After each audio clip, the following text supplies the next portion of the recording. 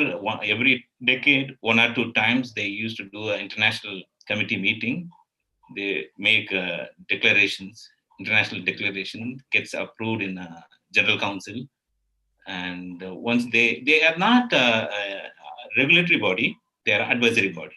So they provide advice and documents and information to the member states to adopt for their welfare or their welfare of the citizens. So in that regard, there are multiple number of international conferences, declaration happened. I had an opportunity to work with the UNESCO, though I'm part of media literacy program. I'm not a UNESCO staff, remember that I'm a faculty with the IGNOU. So IGNOU employs many people in individual capacity and as an expert or whatever level. So I was part of UNESCO in different capacities. And recently, in the 2019, they had an international committee to draft global standards for media literacy. And that was called the Belgrade Declaration. I think I shared the document with Professor Bhavna. You might have got the document. That was a recent declaration. It was approved in UNESCO Council, General Council recently. So they set the goals, targets for member states to move forward towards the equal society, equality, or particularly they believe that higher participation from the citizen that enhance the democratic values. Higher the democratic values means automatically the social development increases. So they have very broad aims and objectives. So they'll try to implement these ideas through various methods. So media information literacy is the one outlet, and of course, India is not a very aggressive partner in that process, but Europe, Australia, and some of the South Asian countries, they are very aggressive in adopting Middle East, some of the Middle East countries, they are adopting media literacy in the school curriculum. We have experiences in CBSE or other international boards. Maybe over the period of time, I'll explain more to my presentation on that. Thank you, sir. So now I would like to hand over this session to my colleagues, Ashwin, Trisha, and Harsh. Over to you guys. So, as we know that the literacy rate of women in India in 2016 to 2017 was only 64.6%, whereas that of men was 81.5%. So, which means there was like a gap of 16.9%. So even though over the years the gap has reduced, but so do you think this will be better anytime soon, since the gap is more than twice of the 2016 global average? This gender gap in education is being reflected in all the other areas, but particularly from the media and communication point of view, look at that. If you look at the news space, journalism, the number of male and number of female, that the ratio is, there's a huge gap between the male and female participation in terms of as a resource person or reporter or source or as an audience. And if you take one example that will indicate that you are saying the gap between the literacy gap between male and female in Indian context, if you look at the level of participation or representation of male and female in the newsroom, as well as the news space, newspaper as well as a television channel. If the global average, I'm talking the global average, it is done by the Global Monitoring Report for the over the period of from they're doing them from 1995 onwards. The group of researchers, they are every 5 years they're coming out with the media monitoring reports. The 2020 report yet to come. I'm quoting 2015 report. That's 24% of the news space is being given to the women. 76% is a male dominated. The industry is male dominated and the content is male dominated. And automatically, though in the population we have the equal share, I think the sex ratio goes variation in the state wise. But look at though we have approximate equal proportion from the population, but look at the percentage of representation in the news space, 24% and 76%. It's not a issue with the media system, it's an issue of the social issue. Okay, the society system gets reflected in the media ecology, right? And it's very difficult to change the media as a standalone process. The change has to come from the society. Then only it gets reflected in the media. So it's very difficult, very. We can't pinpoint that media is the one portraying the woman or other gender properly, but it's a root cause of the society, the social setup, the social hierarchy, and the social issues gets reflected in the media.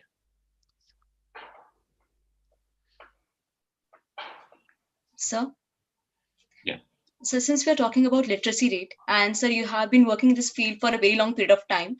So what are the various factors that caused India to lag behind in the field of media literacy? Like, be it, is it about literacy rate? Is it about girl child education? What are the various factors that you felt because of which India has lagged in this particular field or in media literacy? Right. So I want to make it one difference, make it clear on that. So literacy is different, media literacy is different. The literacy, in the normal connotation, it's about reading, writing. Okay, how to read and write in a particular language, mother tongue or other languages. That's what the normal standard for measuring the literacy rate.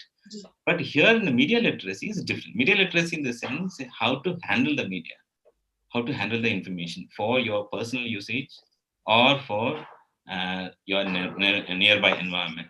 Okay, handling the media, handling the information. But you know that now with the introduction of internet and digital for the last 25 years time, with the mobile connectivity, easy access to the data plans, we are bombarded with the information. Okay, so how far we have to, how much information needs to be consumed, controlled, adapted, used, accepted, rejected. So all the decision, how do you take that? So you need to have a little the basic information, a basic knowledge about media. So that basic knowledge we call as a media literacy. Okay, so you need to understand the difference between the literacy and media literacy. So, but sir, the thing is that I know that we need to be media literate, and there's a huge difference between being literate and being media literate. But sir, many times, like people, we expect people to be media literate, but the literacy rate itself, the literacy ratio itself is so low that we first need to focus on literacy more than media literacy. So that's why this question somewhere arises, and this somewhere relates to media literacy, because first, if people get literate enough to understand what is being told in the news, then it will be easier for them to be media literate also, sir. At least that's my opinion, sir. So what's your take on this? Actually, there's no need to have to link normal literacy with the media literacy, right? And if you look at the Indian scenario, the mobile penetration is nearly 92%. 92% means nearly 1.2 billion connections we have in India. 95% of those mobile connectivity is under the prepaid connections, not a postpaid. Prepaid, 95% of the mobile connectivity, mobile handsets or mobile connections are under the prepaid connections. And majority of the prepaid connections are recharged on a weekly basis or daily basis, 10 rupees, 15 rupees, or 25 rupees. So now you can understand that the major chunk of mobile connectivities lying with a group of people can afford a recharge for 10 rupees, 15 rupees, 25 rupees. Postpaid is different, the prepaid. These are some of the indicators you can understand that where these mobile phones are, what are the group, which section is handling the mobile part, right? So to access a mobile, you don't need to be a literate. You don't need to read. There are voice-enabled system, and you can see a lot of experiments are happening in India where the farmers or local residents, they operate news outlets based on the voice. The cases are there are projects going on in the Chhattisgarh and the Jharkhand level. Okay, so no, we don't need to link with these two, provided this person has to be a little more adaptable to the technology. It's more comfortable with the technology. Of course, the keywords, the shortcuts, the menu are based on either English or other languages. They need to do kind of basic literacy part, the basic functional literacy. That's more than enough. We don't need to go for high-end level of complex language skills and with the media literacy. There's no link between these two, but all based on the behavioral pattern, how far we are able to adapt to the new system. So that is a more crucial for being a media literate. That's a more crucial than the literacy rate. Yes, I sir. do have a question. Actually, I just want to know, sir, what would be the role of community media in promoting media and information literacy? And can community radios can become the community media village school sort of role? Can they play it? See, media and information literacy, I think I have a presentation. If you allow me, I can make a presentation on Yeah. that. I can cover all the areas in that. Sure, sure, sir. Sure, sir. More point there. Yes, I'll sir. come to this point, the community radio, community media point. Media information literacy basically talks about you are able to access the right information, and you should be able to understand the information properly after accessing the newsletters or newspapers.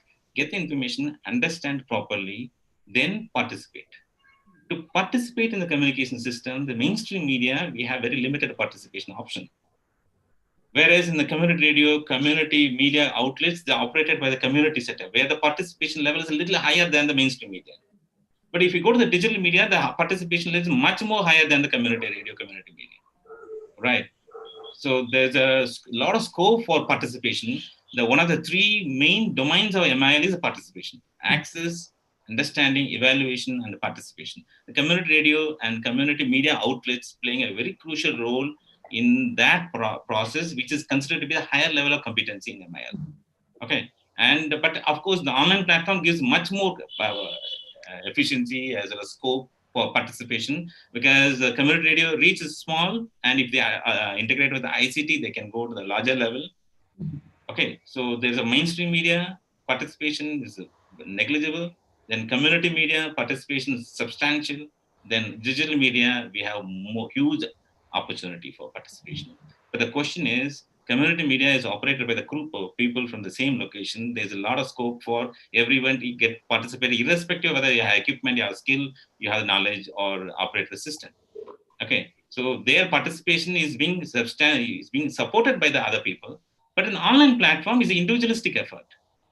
So we need to differentiate between the mainstream media, community media, and digital media, where the participation level is ranges from negligible to substantial to significant level, but also the support system very minimal in the mainstream media, very good support in the community radio part because the group is involved.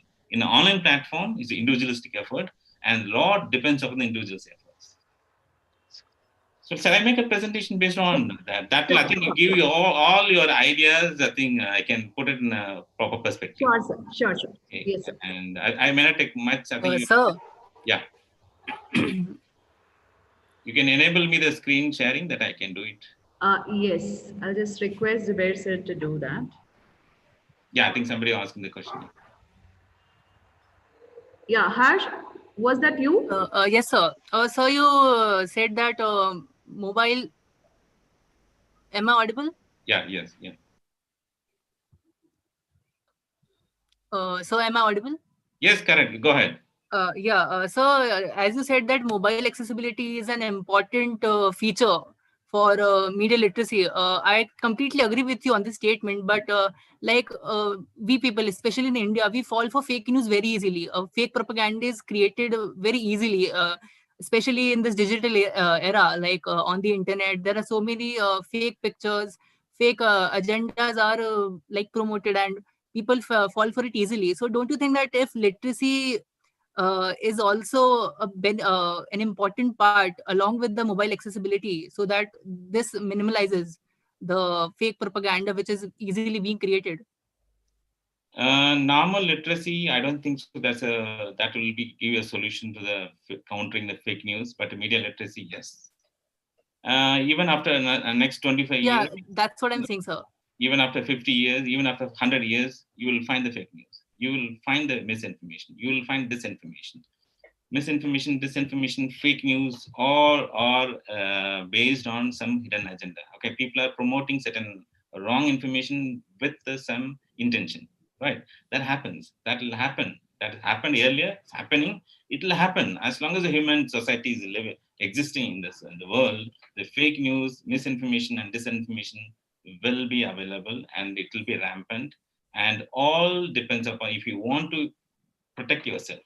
or you don't want to be part of the trap, then you need to have a knowledge of which one is a fake, which is disinformation, which is information with a malicious intent or not. That much capability the individual should develop. So that what the media literacy is about. So to counter the fake news, media literacy is the only solution. The individual empowerment is the only solution to tackle the fake news. You can't stop the fake news. There is no solution for to stop the fake news. Completely agreed, sir. Completely. Like corona, there is no, you can't stop the virus. The virus will survive. The coronavirus will survive for another many centuries. But we will have a vaccine to protect the virus. That's it. We are not going to eliminate the virus. We are developing a protection. We are developing immunity. The media literacy is an immunity to protect the fake news. That's the only difference. Fake news will stay. Like a coronavirus, it will stay for longer. Yes, sir. Wonderful. Sir, actually, Zubair sir has given you permission for sharing the screen, I guess. Okay, right. Yeah.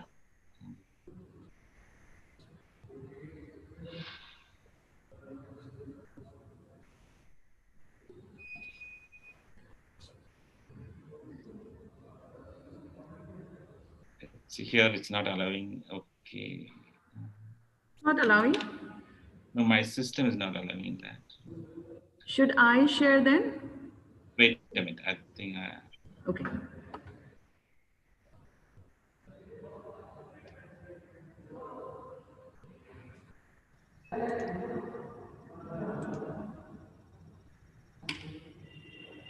Yes, sir. is it available? Yes, sir. Yes, sir. Visible. Okay. Yes, sir. So I will take your questions as well as questions from other participants. And before that, I want to put some of my observation on this MIL and the empowerment. Of course, I may not take much time on that. So thanks to Professor Bhavana. Formally, I'll convey my regards to Bhavana for inviting me to your platform. You're giving a platform for me to put my arguments. Thank you so much, sir. We are highly obliged that you, yes, spare some time. This is a kind of, I'm just putting my arguments that for empowerment purpose, media and information literacy can play a very good role, and that will give benefits to the not only to individual, to the society, to the nation. Okay, so that's a larger goal, and I'll try to put my argument, and you can put all the questions. And I'm not saying what I'm saying is that everything is correct. So you can correct me if I make a mistake. You correct me, or if you want to add any information, I'll make myself corrected on that. Right. So anytime you can disturb me, or if you want to stop, you can stop it. And I may not go much time. I think I have only 13, 15 slides on that. Okay. Right. So this is the outline. I think I gave some basic information about the MIL. So I think one of the questions I told you about that there are three dimensions to MIL. One is access, one is evaluation, one is a creation. This is as per the UNESCO's 2015 framework. They have standardized the competency level. These are the required competency if you want somebody to claim as a media and information literate. So they need to know where to get the information. So the access the platform, how to access the platform. Okay, newspapers or television or radio, whatever the information, accessing the platform, that's the first stage of access. After accessing the platform, they need to know how to retrieve information from required information. Because the newspaper prints 24 pages, or news channels bombard the news for 24/7. We may not be able to read, or we may not be able to watch all the news content. Which information is required for us? We need to be able to identify required information. Accessing the platform, then identifying the required information. That's one of the crucial, the fundamental skill for media literacy. After second stage, you got the platform, you got the information required for you, and you got the information. The information comes to you with multiple sources, and many of them may be the genuine information. Many of them may be unsubstantiated information. Many of them comes with some kind of hidden agenda. So you need to differentiate between these kind of categories. That's a skill to evaluate the content, able to understand, assess, and evaluation the information comes from multiple media outlets. Okay, so that's a cognitive skill, and that's a second stage. After access, Then you are migrating to the evaluating. But controlling the gatekeeping, that's what the media system they used to do. This is what we have to do it from individual level. That's the evaluation level. After that, access and evaluation, the third stage is participating in the communication platform. In the mainstream media, they may not give much scope for you and me to write a column or do a documentary to put it in NDTV or in Republic TV. They may not do it, but they may do it in community radio or community video or in YouTube. You can do it. How far we can do it? That's what the creation, the basic media skill is required. And for what? Why do we need to participate in the communication systems? Is it for my individual hobby, or is it I'm doing for something else? For myself, or by betterment of myself, betterment of my family, betterment of my nearby environment or society. So that you have to decide that. So these are the fundamental three competency levels. So this is being graphically represented here: the access, evaluation, and creation. The access, you can they are divided into multiple levels: how to search, how to access, how to retrieve this information behavior. That needs to be, this is information literacy. They call it the information literacy, extracting the information. This is there's a lot of difference between late 90s and early this century. Okay, earlier media, mainstream media, they'll throw the information. You'll get a newspaper, you'll get a TV channel, you'll get radio stations. This is decided by them. And they have parameters about what is news, what is not news, what is good documentary, what is bad documentary. They have all the rules and regulations. They'll decide, they'll give it to you. Okay, but in this current scenario, in the ICT enabled platform, we have a system where we can retrieve the information what we want. There are billions, trillions of websites and imaginable level or unimaginable level of quantity of knowledge. But how do we extract the right information? That's a skill. And then get the information, evaluate, then be part of the communication. We are creating, communicating, participating, and monitoring. So all these are three fundamental competency levels. This is about MIL, any level, wherever they are trying to inculcate, they'll focus on these three areas. But I'll try to contextualize all these three dimensions in Indian context. Okay, and I have taken a different stand in the media literacy level. Many of us, like me, there are many of us level. That's a very global agenda currently. If you look at that, that's what rightly your director pointed out, that fake news, and one of the questions about talking about the fake news. This is a global agenda currently in the MIL discipline. Fake news, disinformation, misinformation. There's a logic behind that. The reason is, in the developed countries, the media penetration is saturated. Digital media penetration is saturated. They have saturation level in the media platform. Information is more or less available to everyone. There is an inequality. There is no digital divide. Remember that. There is no digital divide, but there is a digital inequality. Okay. There are variation in the level of skills in the three level accessing information, all these things. So the informations are available. Platform is saturated. How to handle the information? There is a huge availability of fake news, disinformation, misinformation from the institutional point of view. Earlier, they used to do the individual level. Now, institutions are involved in fake news. There's a lot of controversy with the social media platform and the many governments involved in that process. You must be aware about all this. So this is their perspective, the developed countries' perspective. But when it comes to India, yes, we need a focus on fake news. We need to handle that disinformation. I'll come to the point. Before that, I'll tell you why we have to look at the other side of the media and information literacy, how to utilize that for our benefits. We are different from developed countries. Okay. One, the mainstream media in India, as well as in the global context, particularly in Indian context, is a capitalist-based system and highly dependent on state power. Okay. And profit-oriented and commercial venture. And I'm making a newspaper for my profit. Remember that. If I'm a newspaper editor or a television channel, and my worry is TRPs. My worry is about circulation. Okay, it's mostly urban-centric, where the economic power, affordability is more. They can buy not the newspaper, the products. Okay, and the problem is the system is male-dominated, the communication system. Specifically, if you go, the print media, English newspaper is saturated, and the growth is happening in the regional languages, particularly in Hindi. And electronic media, entertainment is a dominated system.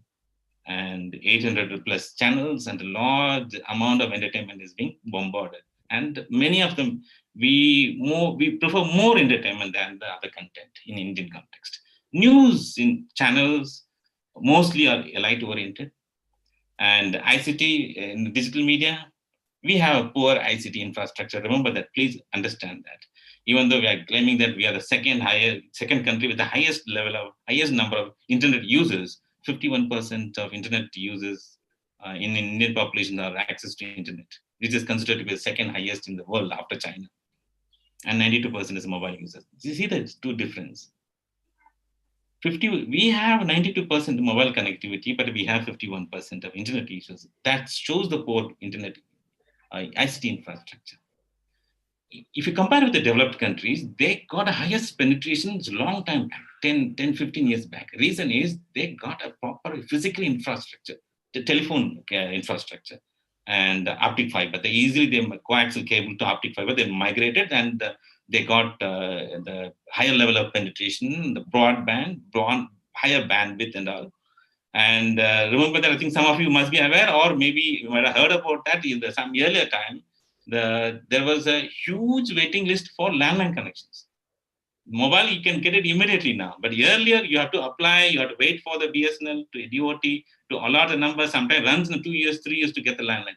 That was the capacity of India 10, 15 years back. So that is being reflected even in 2020, 51%, 92%. We have a very poor infrastructure, but cleverly we moved from wired connection, from the optic fiber to wireless. So 2G, 3G, 4G, 5G, we jumped very immediately.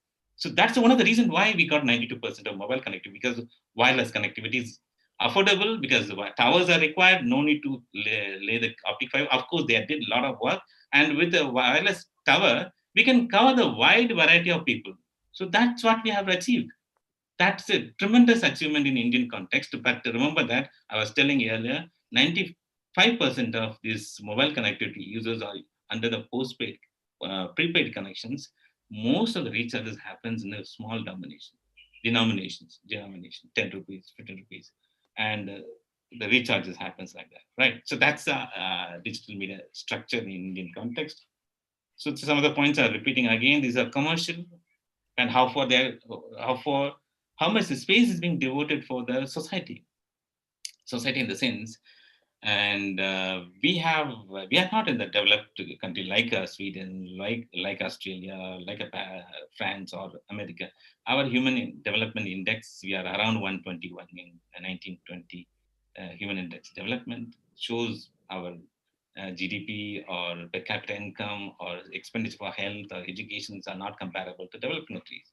So, but how far these issues are dominated the platform. In one of the CSDS studies, they mentioned that just around 3 to 4% of the space is being given on these kind of common issues like poverty, education, climate change, environment, gender, all other issues there. So the commercial is dominating. The social concern, social responsible space has been very limited.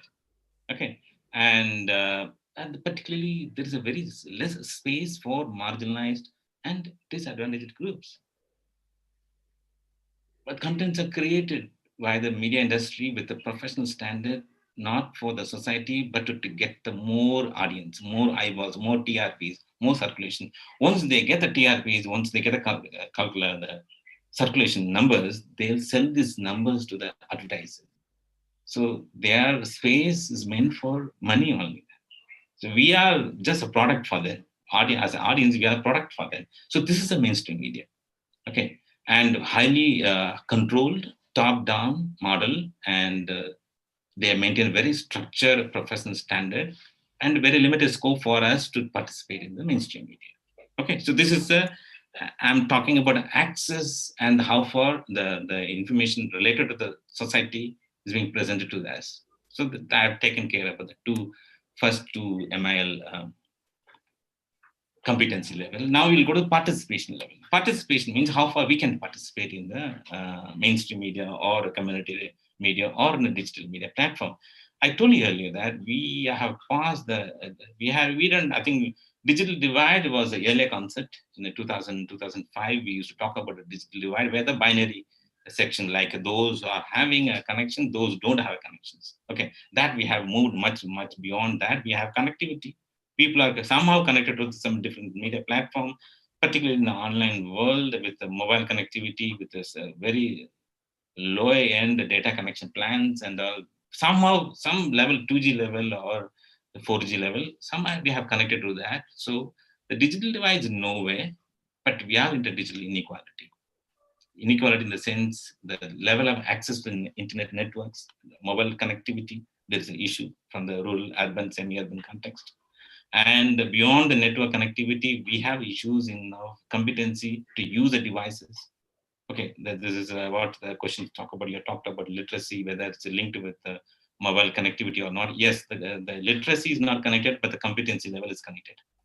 I may have a smartphone, but if I'm not able to use it properly, then I'm not using it properly for my personal benefits.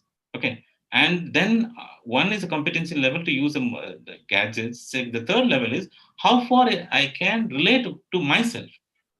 If I'm not able to relate my mobile connectivity or digital connectivity for my personal usage, then it's meaningless. Okay, so these are the three different dimensions of equality in distributing the resources, digital resources. So there's inequality happens in multiple levels within the urban context or within the rural context, within the urban, within the different age group, different gender level, or an educational background, income level. If you look at the factors determined that I mentioned, that like geographical location, educational background, age, family, regional content, occupation, literacy, technical skills, a lot of factors. These are social factors determine the digital inequality that controls our participation. I told you that we have a limited participation in the scope for mainstream media. We have good potential in digital media, but unfortunately, we have other factors that inhibits the participation level. This is the scenario here. So now you can understand that digital inequality is nothing to do with the technology. Digital inequality is a socio-economic issue. That if you want to address the inequality in a digital level, if you want to address some kind of imbalance in the media level, media participation, access, or understanding level, we need to address the social issues. Then only we can move forward to we can resolve the inequality part, right? So the next is, and now I'll give you one example. Here you can understand that this is about Human Development Index indicators. See the income. This I'm talking about equality, right? Inequality and equality in Indian context. How far the resources are shared among the people. Income share held by poorest 40%, and income share held by richest 1%, and income share held by richest 10%. See the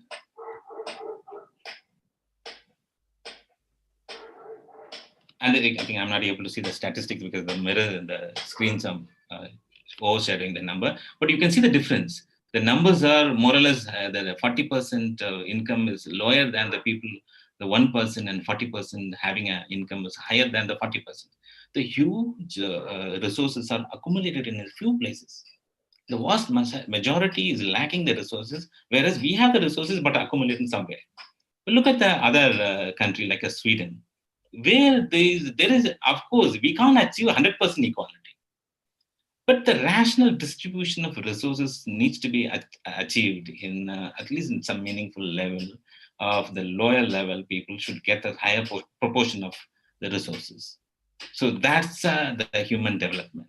Okay, so that's called equality. That's how the society improves their living standards. So how far MIL can contribute. So this is how the media information literacy can contribute, and from the empowerment perspective. Okay, I was telling that there's a global agenda currently going on about fake news, handling the fake news, handling the misinformation, handling the disinformation. That's okay. Because where the Sweden kind of countries, where the equality is a little higher than, almost a little better than other large level of developing countries where the income distribution or resources distributions are not in equal pattern. A large chunk is accumulated somewhere and majority is lacking the resources. That needs to be addressed, because digital inequality part, I was telling that that's nothing to do with the technology, that's a social economic issues. How do we do that? That's only through empowerment through individuals. Government can do that. They have on paper and policy, they have wonderful ideas, wonderful policies, wonderful projects. But how far is being translated into the reality? That takes time. That's because of inadequacies in the implementation system. Policy level, we are very strong, but we are very weak in last mile connectivity. But how to address that? So that's instead of top-down model, we need to have bottom-up approach, where the individuals are empowered and higher the participation in the family or nearby environment, all the main nearby community or the society or the nation. That participation, if it increases, of course, we can't expect that all 100% participation from all the members of the individuals or all the citizens. Not possible. But a substantial number of individuals needs to be contributed beyond the individual's level, and they should be able to understand the other issues and be able to understand are able to give a platform for others, and those can't able to participate in the communication system. So that's the main way of doing a part, and that's one approach in MIL is a rights-based approach, human rights basically. Everyone we have a rights. I have the rights to have better air quality. I have every right to have to receive the better education. These are guaranteed in my constitution. And even 2 days back, the Supreme Court mentioned that no mask means you're disturbing somebody else's right to live that fundamental rights. You're disturbing others' life. Okay, everybody have I want to have a better health system. Every individual have a better, but you need to assert that. Rights are guaranteed. Facilities are provided. But how much demand we are making? If you want to make a demand, then you need to be better informed. If you want to be better informed, you need to have better information access. So we are coming to MIL. So you want to be, if you are suffering, you are not able to get something, then you need to know what is your rights.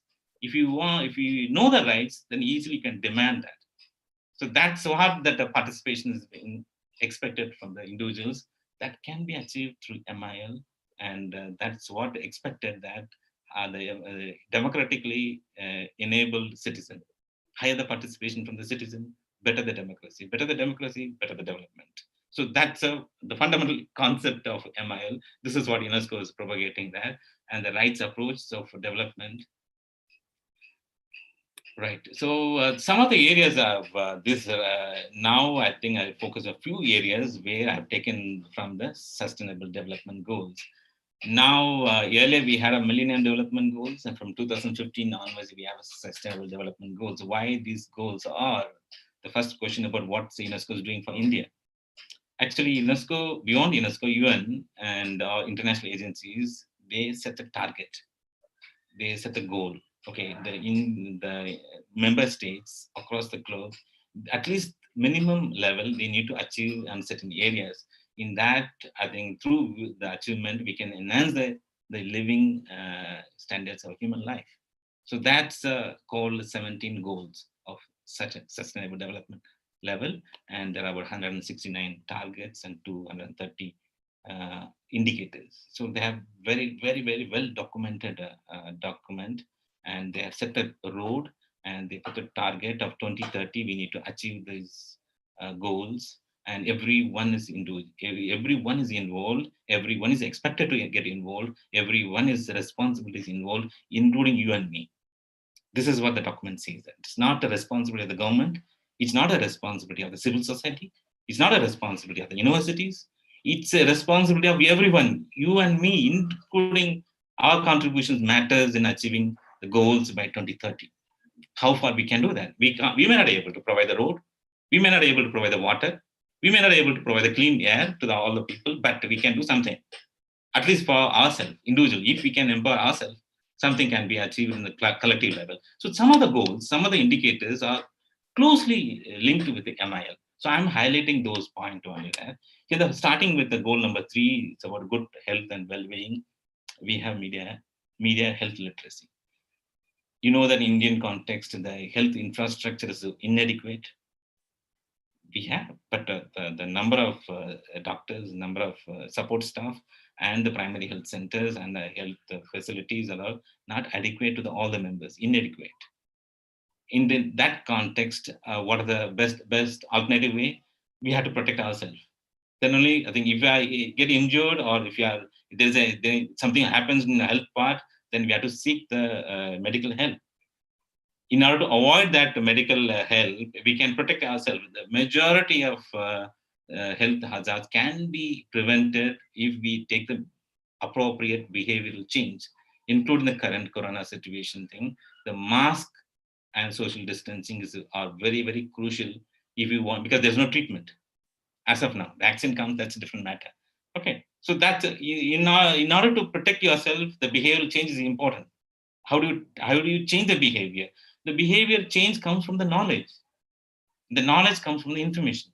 We collect the information, and certain information based on our understanding, we are converting into knowledge. And based on the knowledge, we'll try to implement the knowledge. That's what our behavior will change. Try to use a mask, try to use social distancing, not traveling our multiple places.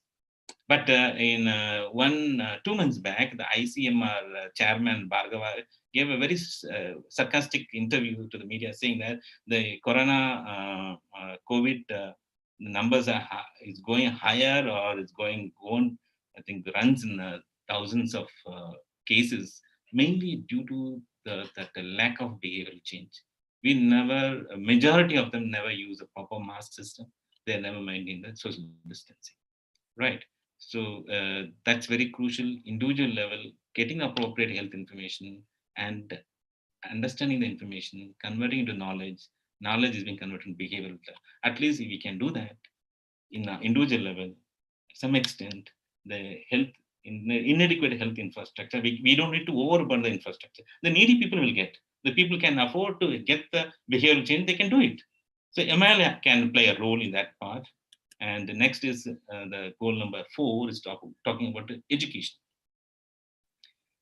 And you see the Indian population dividend. It's mostly and the median age is around 28 years, whereas check the other states, other countries, it's a 45, 49. They are little aged society. We are a young society, but we need to tap the resources. And I think one of the earlier meeting, me and Bhavana, we are arguing about that higher education scenario in India, it attracts only 24% of the enrollments. And the current new education policy targeting that by at least 2030, they want to achieve the 30% of the enrollment higher GER by higher education. Remember, the 30% what we are expecting, then the 70% not included, are excluded. 70% are excluded. And they are the potential people. They are young people, untrained people, and without skill, and we are losing the energy. We are losing resources for the nation. Okay, and but some of the states in India, they have a better GER ratio there. But how far we can take it to the larger level? And we have a huge population of younger population with limited number of seats. We have IITs, limited number, medical seats are limited, and some university they say putting 100% cutoff, right? So that's what the university capacity, how to take it forward. The e-learning is the only solution. E-learning means the teacher and university or school system should adopt that. But how far we are ready to adapt that? So that's how the digital literacy is involved. Digital literacy in the sense the teachers, trainers, institutions, education planners, administrators, they need to adapt to the digital literacy. Handling the equipment, handling the computers, handling the e-learning platform to take it to the mass.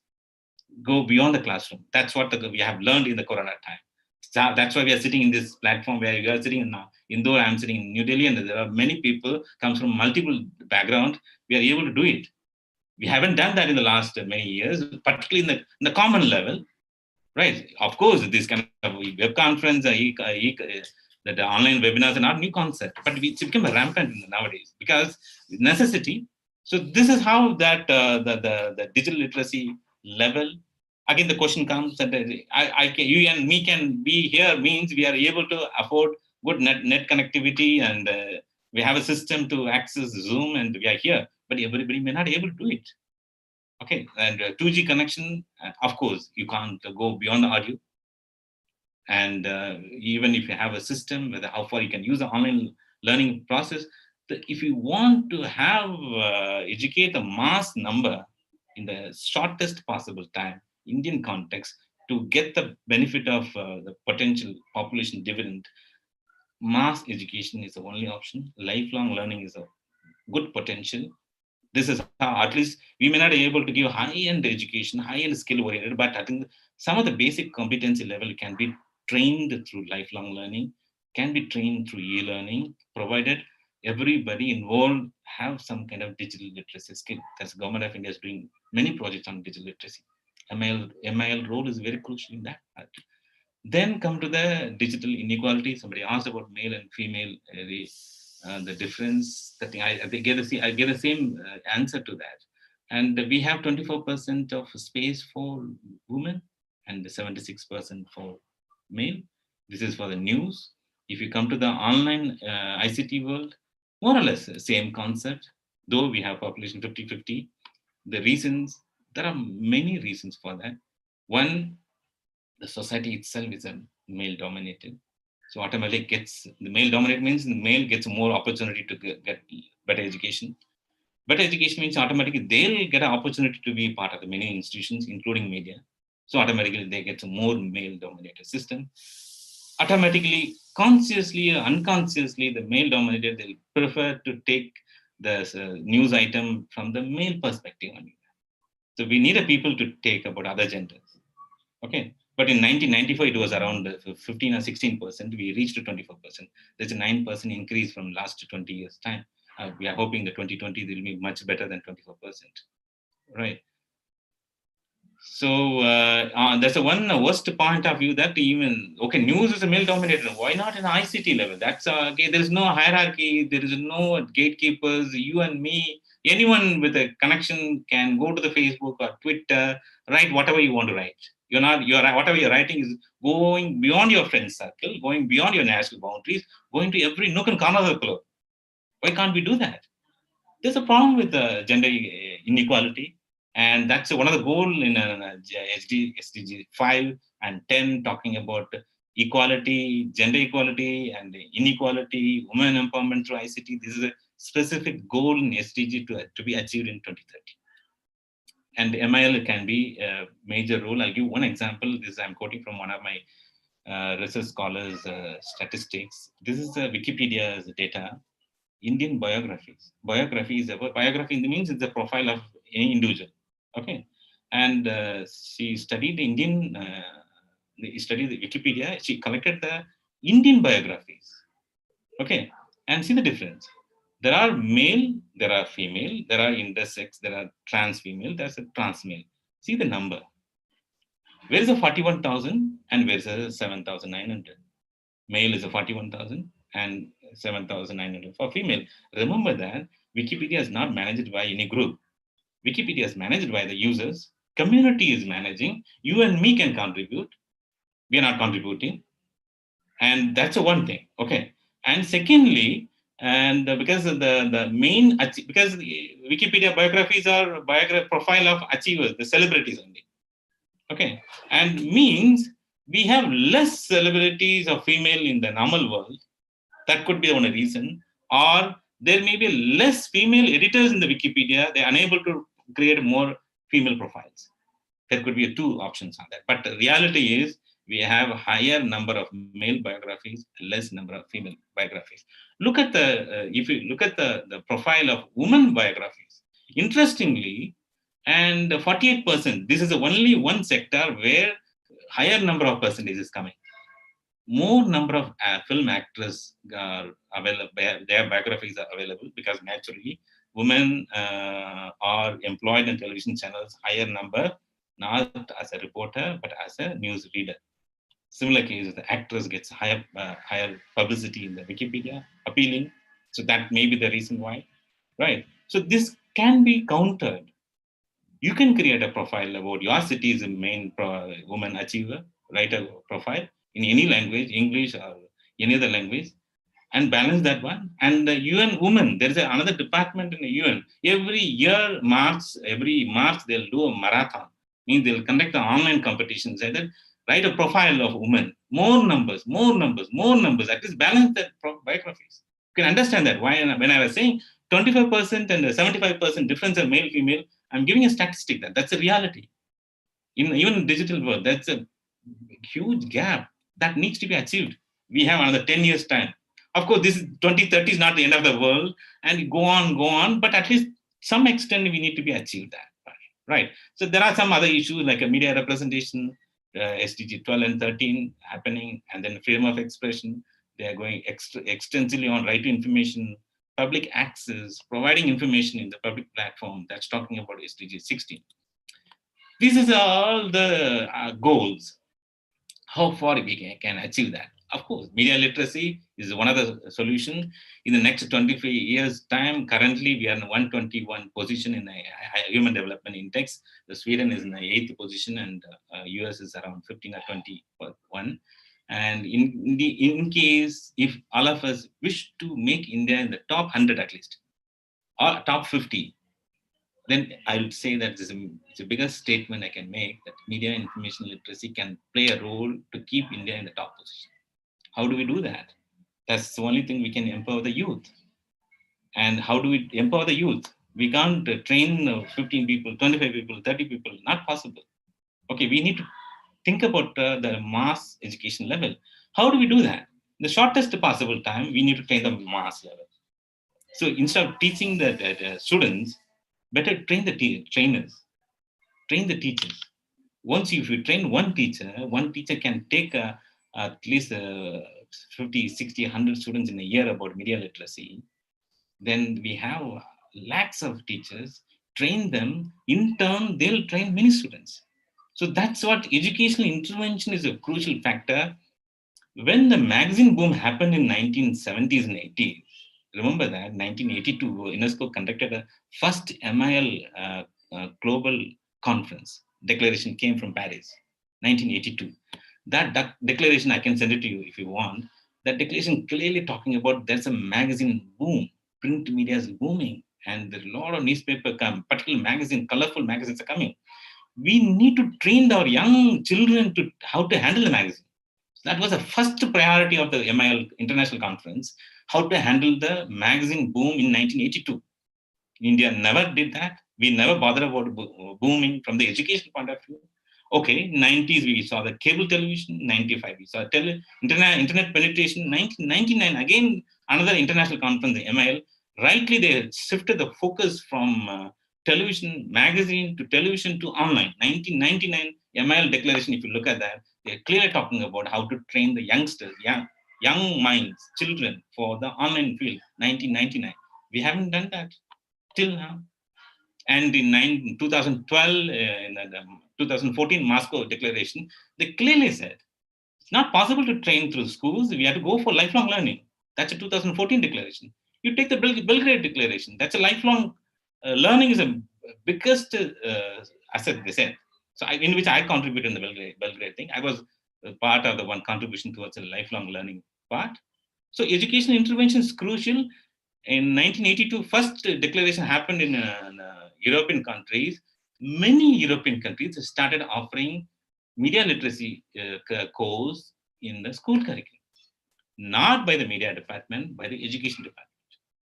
MIL is being recommended to offer through education, not through media, not through the media department. So 1982 onwards, many of the European countries are experimenting with the MIL, around nearly about 40, 50 years of experience they have. And that's international experience. And they started training the trainers, teachers, that they have much better than, they started going to the MIL for mathematics, how to train the students, mathematics students through MIL. They went much beyond. We're talking about access. We're talking about evaluation. We're talking about interpretation or participation. They went beyond that, how to utilize the MIL for domain-specific knowledge development. Okay, and our Indian experience, what happened? CBSE, they have curriculum. Media studies being introduced some years back, and one of my students did a study on the evaluation of CBSE intervention, the school curriculum level. Curriculum is as a very good, as I was telling, the policy level on paper, we are excellent, but we are very poor in the implementation. Many teachers And of course, we can't blame the teachers because they have come from the biological background or comes from the English or humanities. They are assigned to teach the media studies. They'll go with it. They'll screen the films in every week. Ask the media studies students, okay, watch the film, give the review. That's not MIL, right? So we can't blame the teachers also. So that's how it's happening. And other boards also started adapting. And of course, there's a slow reaction from the Indian regulatory bodies, but that needs to be countered with a massive training of teachers.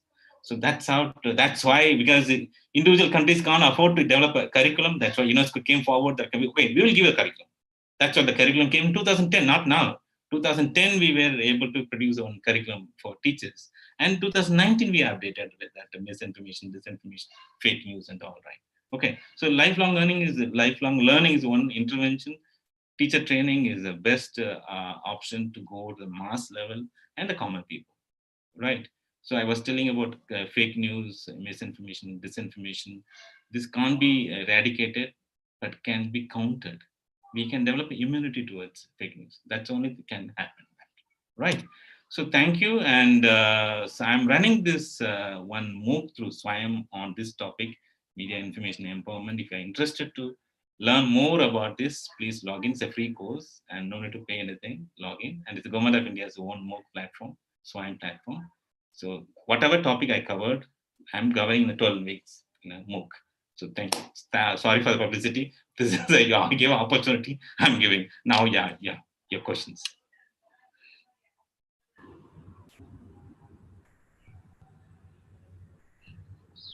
Yeah, so panelists, do you have some more questions? Yes, ma'am. Okay. So we all are aware of the fact that more than half of the country's population is highly dependent on agriculture. Due to low literacy rate, our farmers are facing the problem of poverty. So how important does agricultural information literacy become here? And what are the steps that we need to take to increase the information literacy among the farmers? Very simple. Very simple. So mobile penetration is higher, and try to provide the information in advance. That's it. So that will safeguard many of the resources in the agricultural field. That's what MS Swaminathan Foundation is doing, and for fisheries community in the coastal belt of Kadalur, Pondicherry, and Chennai. And all. Fisheries, the people go venturing into fisheries, the fishing company, right, purpose, right? They'll have advanced information. Okay, this is the weather condition, and if you go this nautical direction, you will get plenty of fish. Instead of searching for information to satellite information, you are getting the information about that. Go to this direction, go for 10 miles for half an hour, you'll get a plenty of fish, capture that, come back. Instead of spending 24 hours searching for fish, you are saving time. This is how technology can do that. Similarly for agriculture and advanced weather information, and that can be distributed in advance. Simple SMS. Send a message. Next 2 days, there is a severe cyclone is going to come. Try. Of course, they may not be able to protect. At least if it's harvest time, something can be done within 2-3 days or 1 week time. At least some resources can be saved. Information is a resource, and information can be provided, can be done, and we have means and methods. Mobile is the best solution. Every farmers, they have mobile. It's a button system or smartphone. They have mobile. They can receive SMS. Government can provide SMS. Our agency can provide information. Provide the information, and with that information, they can do whatever thing. We are not going to train them how to cultivate, right? Yes, sir. So we need to work on internet accessibility, information accessibility as a whole. Accessibility, but we have to train them how to Yeah, exactly. SMS or how to send SMS. At least there are IVR based technology. You don't need to get SMS, just give a missed call. It will give you a SMS. Okay, what is the weather condition for next 2 days? Give a missed call. You'll get the information. But that needs to be trained. The farmers needs to be trained. This is the number. Don't give 10 rings. Give just 2 rings. Cut the call, and you will get the information immediately. If you want the English, press this one. If you want the local language, press this one. There's a basic information, some basic training has to be given.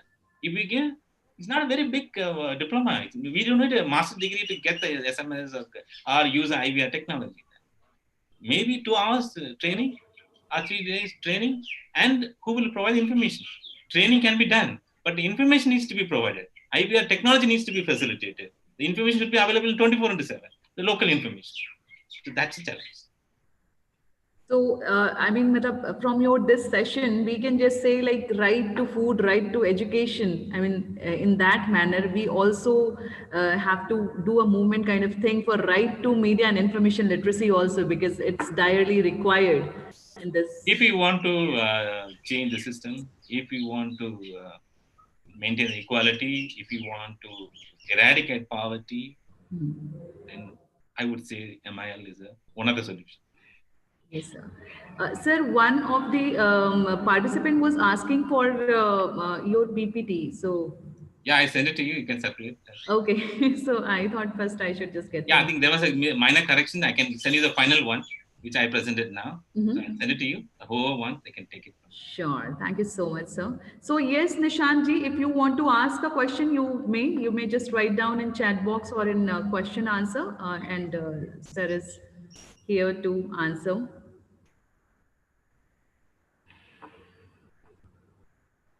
So soon we are going to wrap it up because it's already like more than 1:30. So even sir would be engaged in other activities as well. So we do understand that. Yes. So Okay, quickly. that's a very good session. I think you get the opportunity to share my ideas And it was very enlightening session, sir. It was really eye opening for us, and because earlier we were most of the people were thinking like media and information literacy is like confined to combating fake news and all oh, that. I mean, I it told was you right. Fake news, combating fake news, it's unfortunately being a dominant discourse in the media and information literacy. Of course, from the Western point of view, is 100% correct because their scenario is different. They right. have 99% of penetration. Everybody's having more than one SIM card, laptop, tablet, computers, everything they have. They are bombarded with the information. So how to handle the information is their priority. But our priority, 51% of the population having internet, and the entire 51% mostly comes from urban and is educated, well-income group, and the 51% doesn't mean that you have 51%. There are many people having multiple connections. If you go to the realistic numbers, the numbers may go down, may not be 51%. So the priority is large chunk is in the rural areas, large chunk in the semi-urban area. They are not connected. They need information. They can empower themselves. Then government can do lot of things, and individual can do a lot of things. School system can do a lot of things on empowering the people. And look at the Japanese history or European history or Sweden or wherever the government or Singapore, or if you think about the social developmental progress level, higher level of individual participation. So I'm not saying Trisha, there's no participation in India. There is, but the numbers are not substantial. That has to be increased. That's what I'm saying.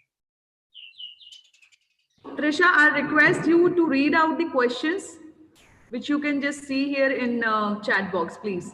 Yes, ma'am. Yeah.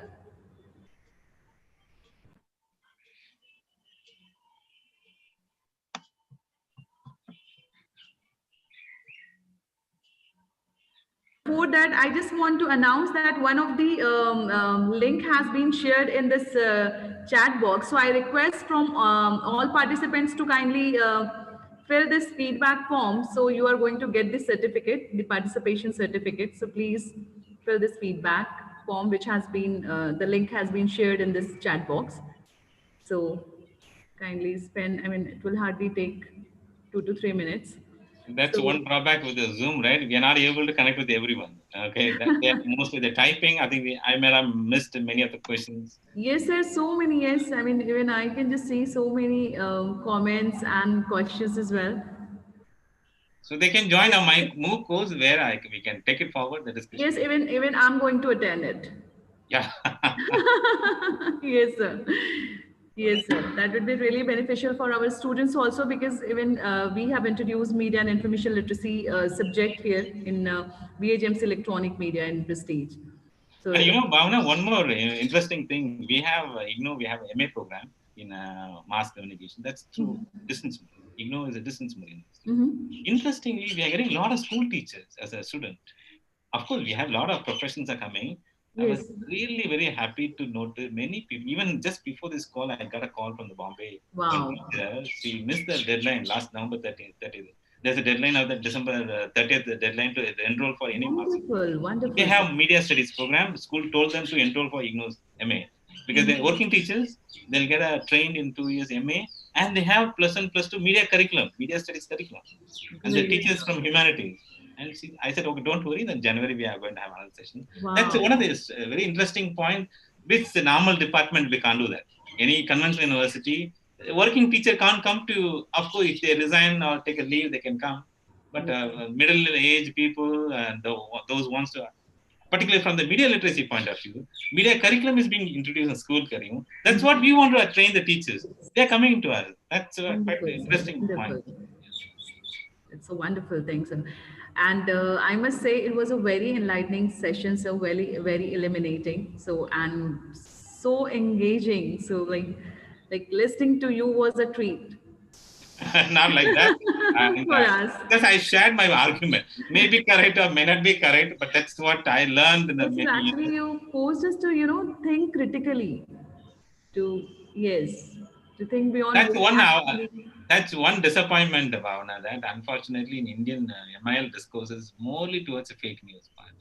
And we have the empowerment part. Yes. This is how the MIL is talking about participate for multiple purposes. Right. Cool. I understand the fake news, but in Indian context, we need to have other dimension also. So that's one of the reasons why some of us are voluntarily taking this very vocal level thing, we are taking it to multiple levels. So I really love the way how you answered these questions. And I would really love to know more about your future projects too, if you don't mind me asking so. Future?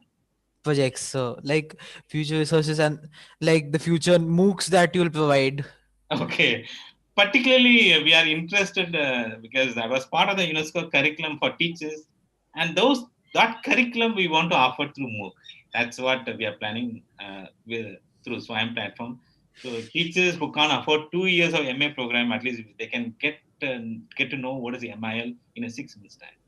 So the curriculum is excellent one. If you have time, go through the curriculum. It covers everything about film editing to semiotics to the the photo composition, then news interpretation, and about gender representation, participation, information behavior. Talks about all the 3 competency in a very detailed manner, and nearly about 32 topics are being covered. That's easy for MOOC. That's what I'm currently working on that, and I already proposed to IGNOU, and we are waiting for the administrative approval. Once that comes to, if everything happens by December, January, most likely this UNESCO curriculum for MIL will be offered through SWAYAM by July, if all the approvals comes. So looking forward to having a conversation with you once again, sir. Thank you. Thanks, Pawan. Before we just close this session, we will just take few questions. So many questions I can just see here in chat box. So one is from Alan S. Matthew, and he is asking that social media platforms misuse and handling, how to do that? Because the penetration of social media is increasingly increasing day by day. It will increase. And currently we have 400 million social media users. And Facebook, WhatsApp, they have biggest market in India after Brazil. And this is going to be the biggest market. And YouTube is the number 1 social media platform, and the number of videos. And Bhavna and Alan, you can't control me and you can't control you to don't post this information, don't post this. I have the liberty. I have the freedom of expression. What I want to express, I'll do it. That's up to you. We want to read it. If you don't want to read, it's up to you. But what I'm posting, that you have control. If I'm posting wrong information, report to the Facebook, report to the Twitter. But unfortunately, Bhavana, this social media platform is being dominated by capitalistic companies. Facebook is controlling. Twitter is controlling. Google is controlling. All our data is they have the data, right? And suppose if you want to report to somebody about Twitter, Facebook, you can report. But the decision will be taken by Facebook.